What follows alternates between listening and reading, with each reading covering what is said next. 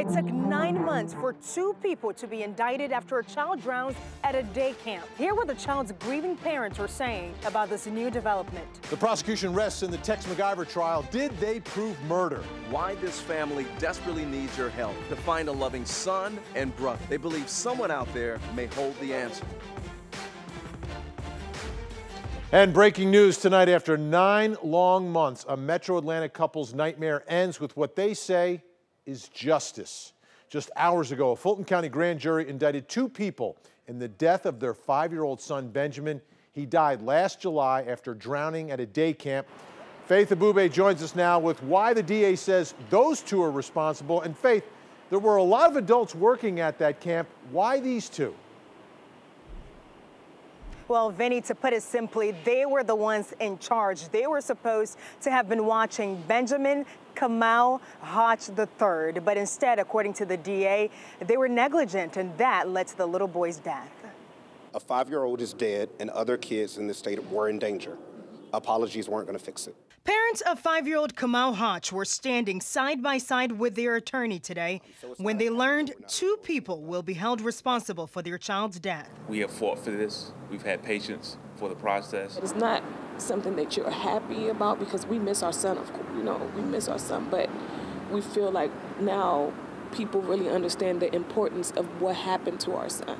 It was July 2017. Little Kamau was having fun at Camp Cricket, a day camp held at Cochrane Mill Nature Center near Atlanta.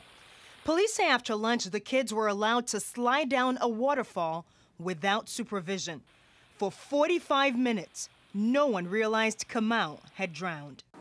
The child was able to walk away, not only to strike his head and drown, but it took them what seems like an unreasonable period of time to actually even discover that the child was missing. The daycare director is now charged with involuntary manslaughter and reckless conduct. The camp owner charged with operating without a license. The community has felt our pain and has spoken. We're not rejoicing, but at least they're getting justice. He deserved this justice. He was a kind boy, and we feel robbed. We do. Well, this case now goes over to a Superior Court judge for arraignment. And one more thing tonight, Vinny. The parents of Kamau are expecting another child, which is bittersweet for them because Kamau always wanted a little sister or a little brother. All right, thanks so much, Faith. A mother's desperate plea to the public to help find her missing son. Please, somebody say something.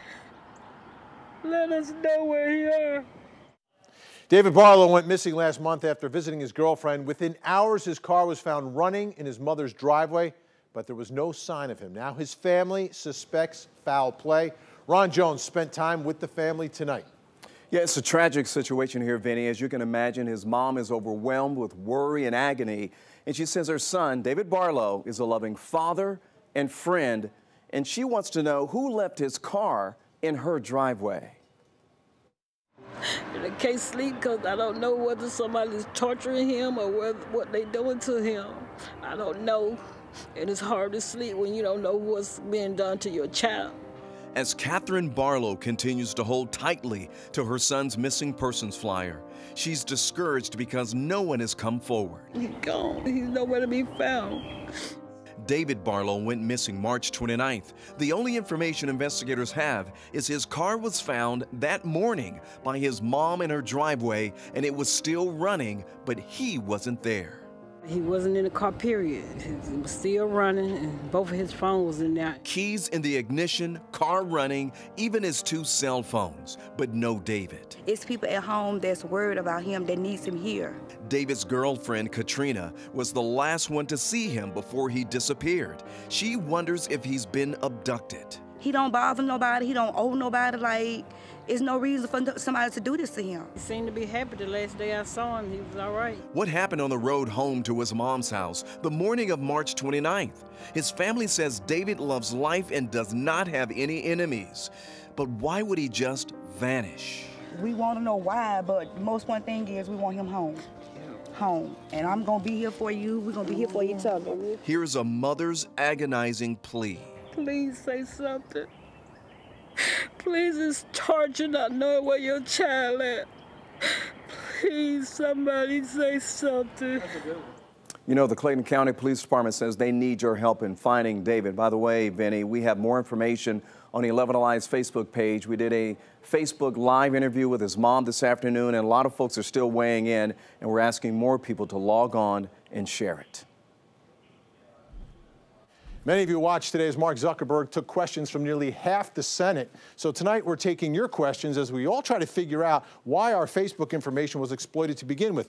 For instance, Angela asking, how could you not know that your company breaches privacy? Well, to get that answer, we have to go back to 2013. A third-party app created a quiz for Facebook users to find out their psychological profile.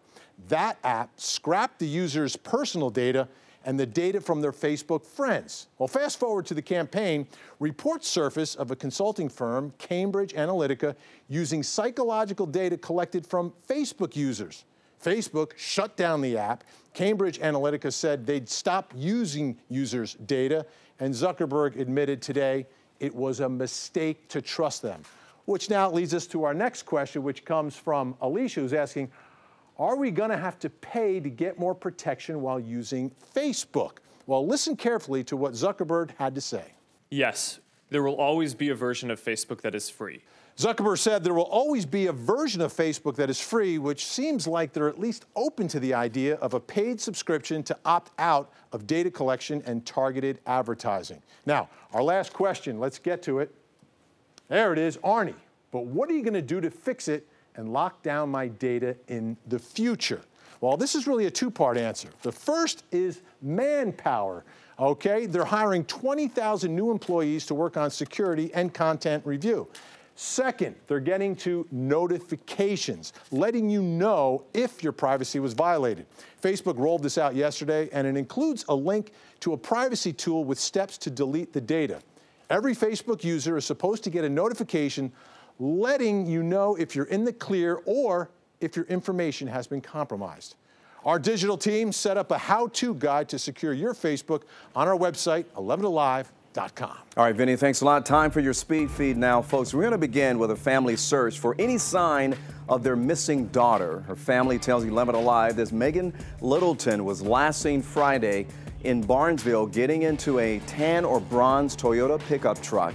They describe her as developmentally delayed, and they're also worried because she is a diabetic but does not have her medication with her. If you see her, call police immediately. Tonight, we don't know who is gone, but we know why Atlanta Mayor Keisha Lance Bottoms asked her entire cabinet to resign.